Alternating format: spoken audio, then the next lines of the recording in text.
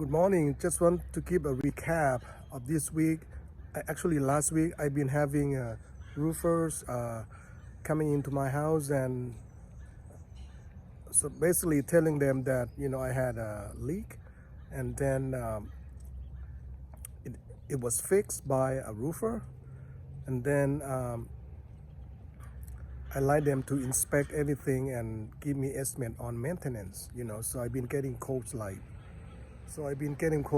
for maintenance like kind of crazy, like 1,000 or 900 something, up to 1,200, and one guy quote me like 2,500. It's just crazy. And anyway, some of the company recommend me, because my home is the roof, the paper are over 34 years old, 33, 34 years old. The house was built in 1988. So they recommend replacing the papers, the tar papers. Okay, so I have decided, and of course they gave me prices from just half of the roof, doing half, 2,500 up to like over, close to 10,000 or so. There are, on the right hand side, there are 3 sections of roof. The large one and then a couple smaller ones. So I have decided that I just found a guy and his crew that they're gonna be replacing half of my roof papers. So basically they have to remove all the tiles on the right side of my roof, and then they're gonna be replacing paper. At the same time, they're gonna be doing maintenance, meaning sealing all the vent pipes, replacing broken tiles, things like that, and sealing any flashings, the metal that allow water to run down to whatever, from the roof, keep the water out, things like that. So anyway, now I got a good deal on this guy, but be careful, he's not licensed. So I'm gonna have him sign some disclaimer or release of liability, but it's because roofing insurance is extremely expensive. So I would highly recommend you folks to hire the best and the lowest, the person that you feel comfortable, because a lot of roofers, then they might be salesmen or they're not really responsive at all. They came and they never gave you estimate for whatever reason, or they don't think that you're gonna go for it, and they're sort of waiting for you to press on them, because I guess they have so many business after the last rain. So anyway, can be very frustrating getting these people or good people to really give you good advice. A lot of them will sort of make bad judgment on the job that the skylight was fixed, and the job that a roofer did. So a lot of them just gave me like bad review, even though it wasn't fair. I had one roofer, a nice roofer, that actually said that the skylight was fine. He did a good job. Yeah, there might be a little gap of the tile, but he got flashing underneath the metal, flashing underneath to protect your roof anyway. So, and he said that a lot of roofers tend to bad mouth on other roofers, so which is kind of bad, Anyway, try to get, I would say for roofer, try to get, if you can, 5, 6, 7 estimates. Unless you found somebody that you feel comfortable. Ask a lot of questions about what kind of paper they're going to be using.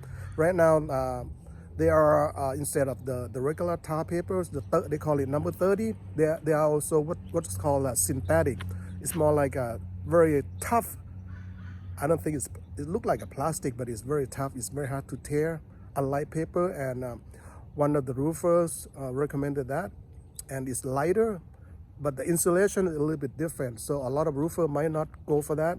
So with my roof, they're gonna put a double layer, or what they call double underlayment. So double sheets of papers, and hopefully they'll do a good job. I'm gonna do only half. Let me show you. Basically, it's gonna be replacing paper from the back.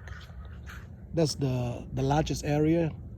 To the front from the ridge. This is the ridge, and then he's gonna be replacing from the back to the front. And then next week we're gonna be replacing paper here, and the right side of this front roof here, another section. So actually there are 3 sections. 1 section in the back, 2 and 3. So make sure when you talk to a roofer, you know, explain to them.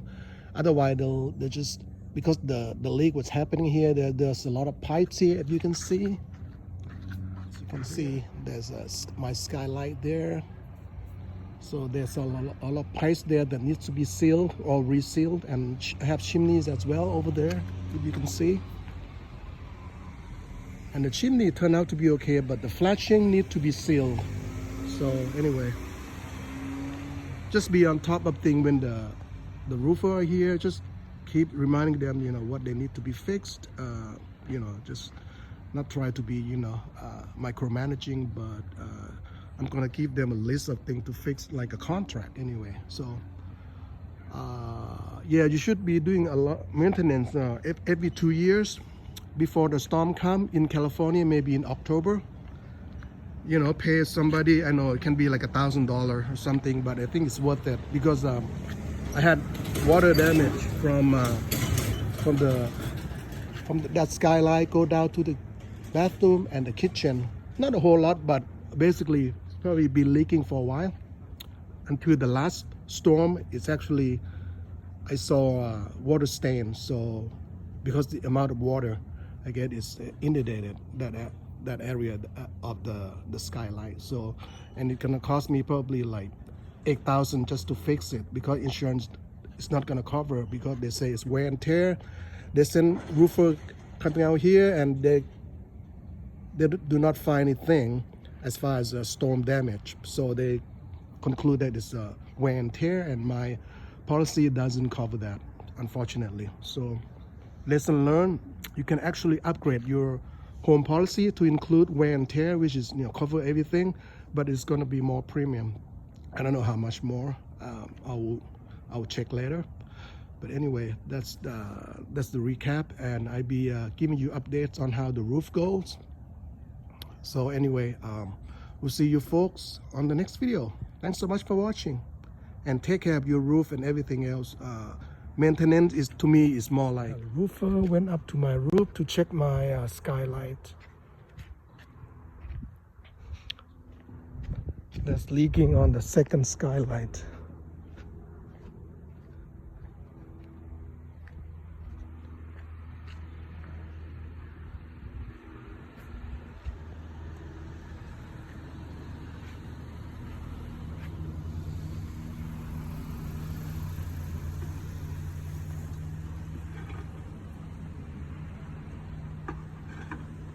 Here, removing some tiles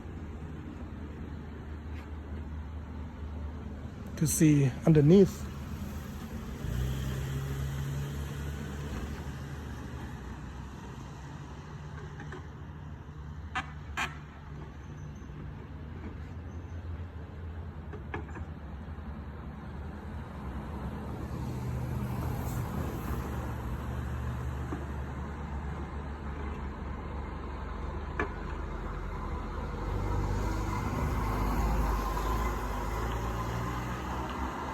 You're gonna take video and show it to me, or send it to me.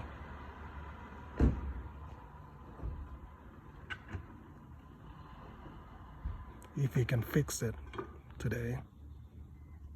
Hopefully the wood is still okay. I think this is the first time it's leaking. Oh, it leaked. Okay, we'll stop the video and come back later. Showing progress. This is the second day. He's still working on my skylight there. Seems like there's a lot of tile, if you can see. So we're gonna be replacing with a new skylight. This is the old one. The outside size, the width is 27 by 27. And this is the new one that I got from Lowe's. This outside dimension is 27 by 27 down here. So it's cost like $109, a little bit over $100. So we're gonna replace that, and maybe later on we're gonna replace the other skylight because I have two skylights. It is my upstairs bathroom, and they had already taken out drywalls. Unfortunately, we found a lot of mold. They left their machine running, the air scrubber running.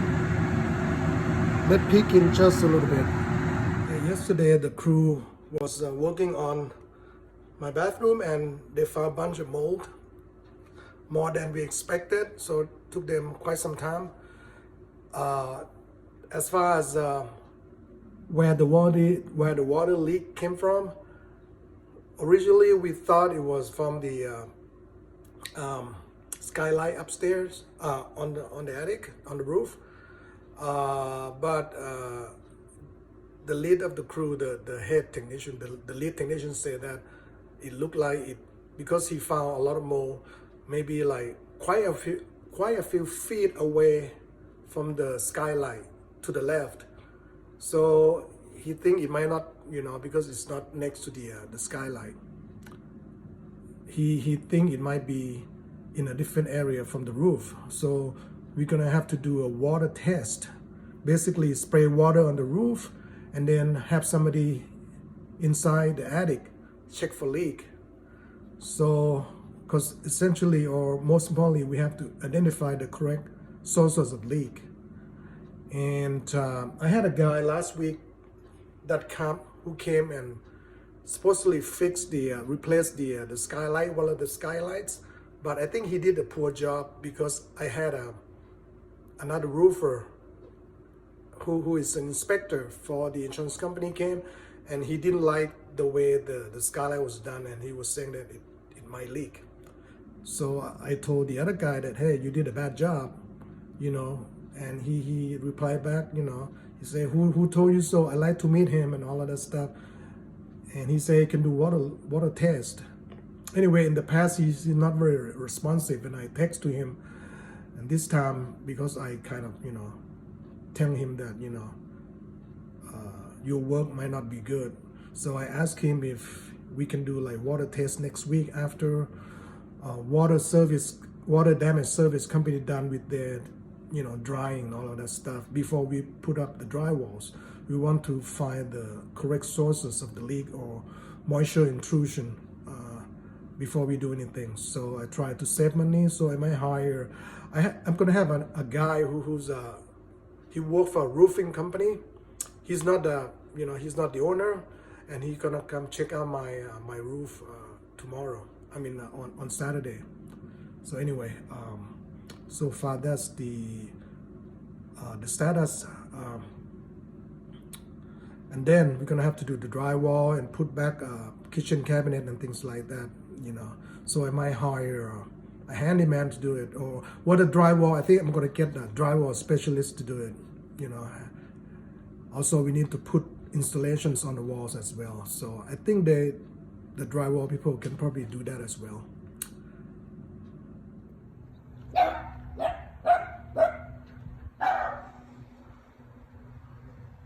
Checking my roof right now. And sometimes can be expensive, or people kind of not doing it. But to me, is your best insurance policy. It might mean that you might have to replace, your roof papers because the paper lasts maybe 30 years. If your original roof is older than 30 years old, it might be a chance that you might have to remove a section of your roof with new paper.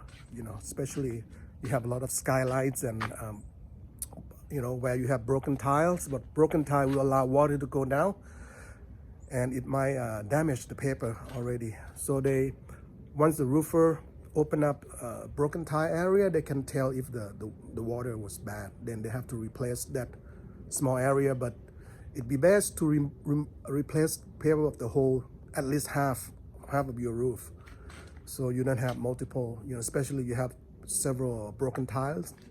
It should be replacing, spend a little more money.